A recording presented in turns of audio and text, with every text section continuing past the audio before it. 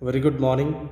Uh, this video is being uploaded for the students of class 12th, and in the present video means I'm going to explain the poem on his blindness by John Milton. और ये third poem है आपकी। आप जानते हैं इसके पहले जो कॉन्सिक्यूटिव वीडियोस हमने अपलोड किए हैं, means I have already explain the first and second poem. First poem the character of a happy life and the second one the true beauty. After that this third poem is there on his blindness by John Milton. If you don't know means I would like to clarify, अगर आप जानते नहीं हैं तो मैं ये आपको स्पष्ट कर दूं कि जॉन मिल्टन इंग्लिश लिटरेचर के महानतम कवियों में से, महानतम पोएट्स में से एक माने जाते हैं, और उनके लिखे हुए महाकाव्य बेसिकली एपिक्स जो पैराडाइज लॉस्ट और पैराडाइज रीगेंड हैं वो मतलब हमेशा सर्वकालिक महान पुस्तकें मानी जाती हैं, मतलब ग्रेट बुक्स मानी जाती हैं, specially paradise lost. Milton was born in 1608, 1608 ईस्वी में मिल्टन पैदा हुए थे, and at the age of 44 years near about in 1652 he became totally blind.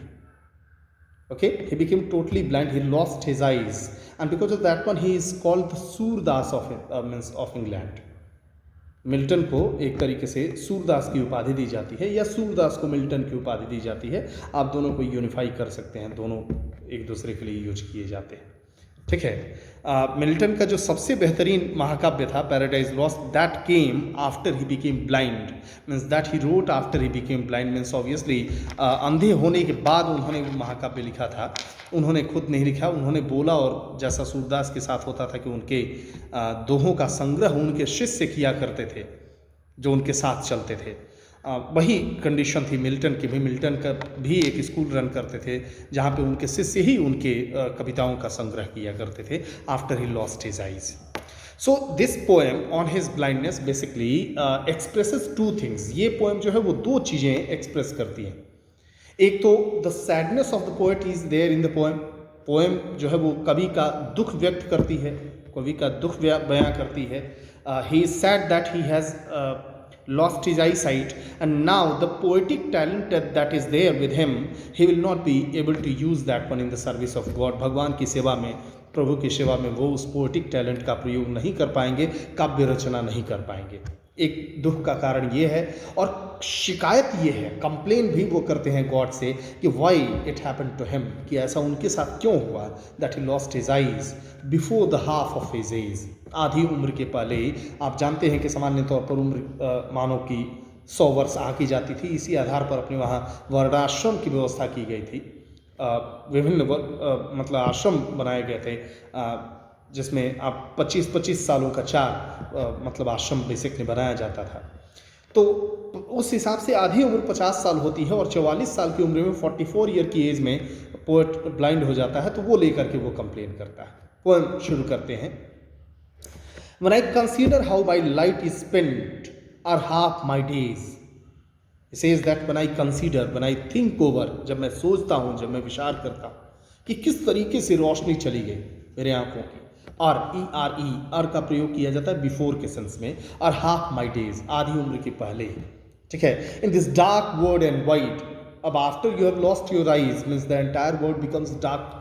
आंखें खो जाने के बाद, रोशनी चली जाने के बाद, अंधे हो जाने के बाद पूरी दुनिया तो अंधेरी ही है एक तरीके से। In this dark world and wide and that one talent which is death to hide, he says that means now the entire world is full of darkness for me, पूरी दुनिया एकदम से अंधेरी है मेरे सामने, खाली है मेरे सामने।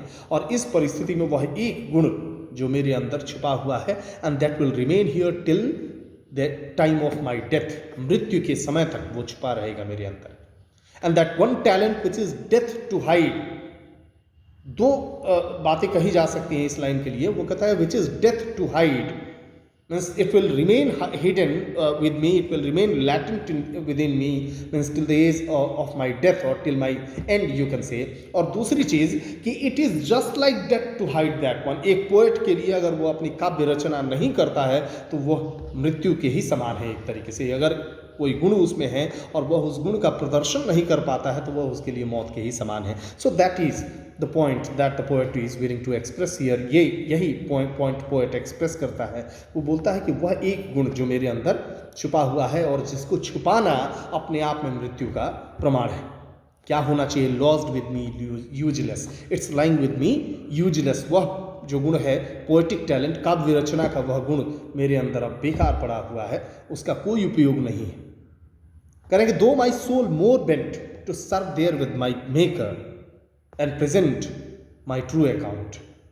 कह रहा है कि यद्यपि मेरी आत्मा जो है वो ज़्यादा विनम्र है इस चीज़ को लेकर के. My soul wants to use that talent and serve the almighty God, serve my maker. Maker में एम कैपिटल है, देखिएगा ये बनाने वाले ऊपर वाले के लिए मेकर का प्रयोग किया गया है. कह रहा है कि यद्यपि मेरी आत्मा चाहती है इस बात को, my conscience wants that I should use that talent to serve my God, serve the almighty God and present my true account. और जब मौत के बाद मैं उसके पास पहुंचूं तो मेरे जीवन का सच्चा लेखा जोखा उसके सामने प्रस्तुत किया जाए. ठीक है, मैं कह सकूं गर्व से कि आपने जो गुण मुझे दिया था, whatever talent you had given me, I have utilize that one perfectly and I have used to serve you with that talent. उस गुण से मैंने आपकी सेवा की है, मैंने उसका सदुपयोग किया है.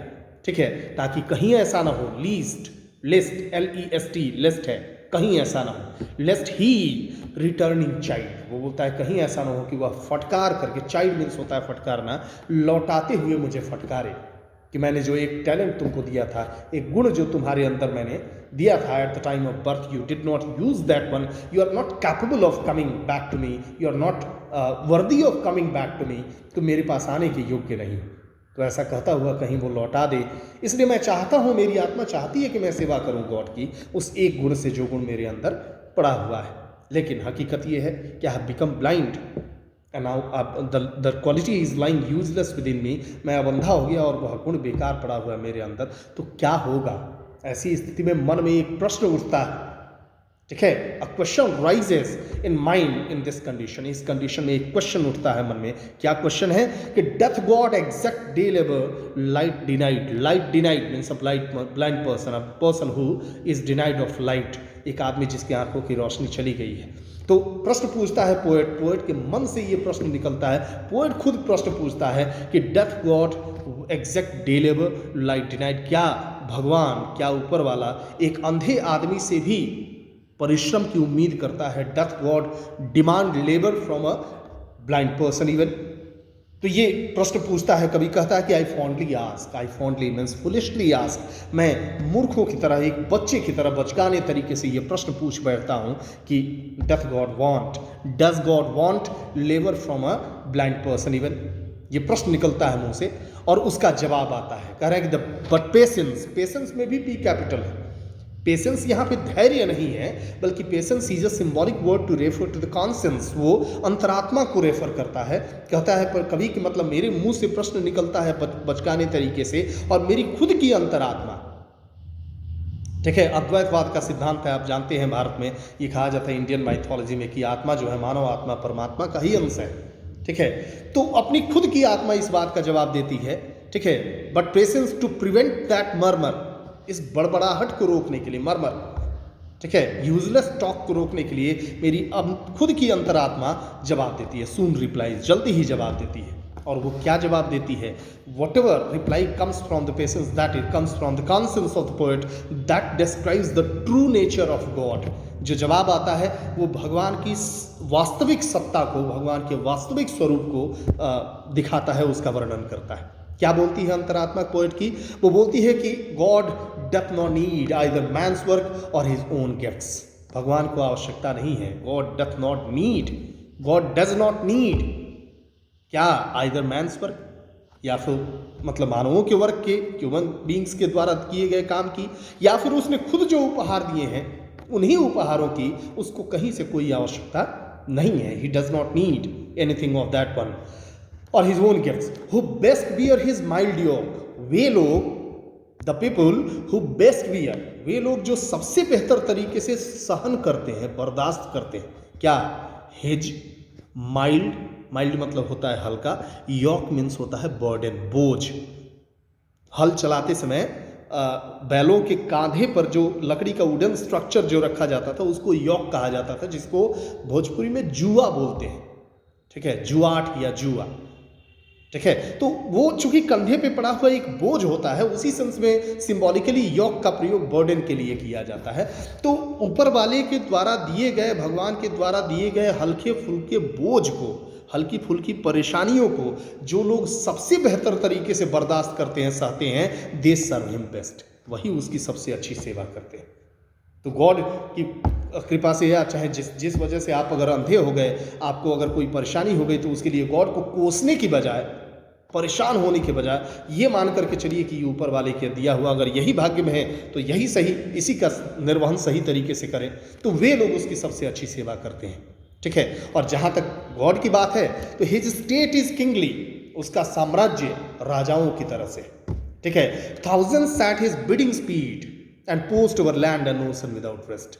Thousands at his bidding speed, bid means होता है बोलना, कहना, उसके कही गई बातों का, उसके आदेशों का तेजी से पालन करने के लिए हजारों हजार लोग खड़े रहते हैं, हजारों हजार angels, thousands of angels are standing by him to follow his orders, उसके आदेशों का पालन करने के लिए हजारों देवदूत उसके आसपास खड़े रहते हैं। एंड व्हेनेवर ही ऑर्डर्स, और जब भी वो आदेश देता है, they post over land and ocean without rest, तो चाहे जमीन पे हो या समुद्र में हो, हर जगह उसके आदेशों का, उसके कार्यों का पालन होता है विदाउट रेस्ट, बिना आराम किए।